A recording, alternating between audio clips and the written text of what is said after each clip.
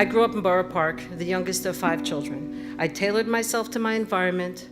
I became a people pleaser. I became a gifted chameleon. The pinnacle of my existence was to find a husband, get married, and have children. So pretty much a frum girl's life peaks anywhere from 17 to 21. Anything after 21, it's already part tragedy. I avoided tragedy by getting married at 20 to someone I hardly knew, and I hoped for the best. I wanted to believe I would have that comfy, stable, happy home life that I was promised. That didn't happen. I stayed 16 years until I realized I needed to get us out.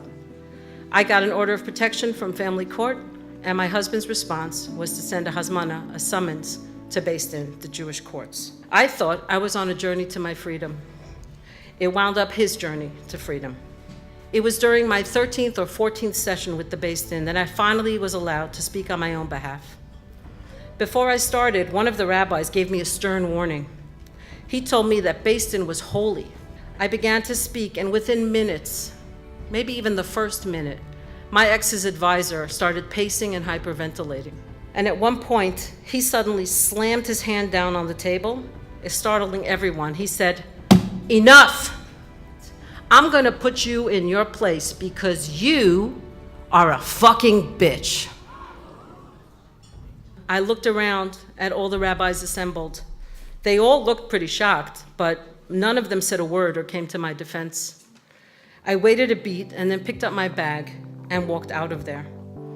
It was in that moment and in the hours of bitter tears later that evening that I realized something had snapped inside me. I was done working within a system that was that sick and twisted. I should mention here that I did ultimately get full physical and legal custody of my children from the Beis Din. Years passed and we healed. My kids grew up, they thrived, they grew into adults. Today, thanks in part to Footstep scholarships, I am back in school pursuing a master's in social work. Today, my world is bigger, my dreams are bigger, and my life is fuller. Here's the thing, I still tailor myself in some ways, depending on where I am or who I'm speaking with. So I'm still a chameleon, that's the truth. But today, I have a color that's all my own. Thank you.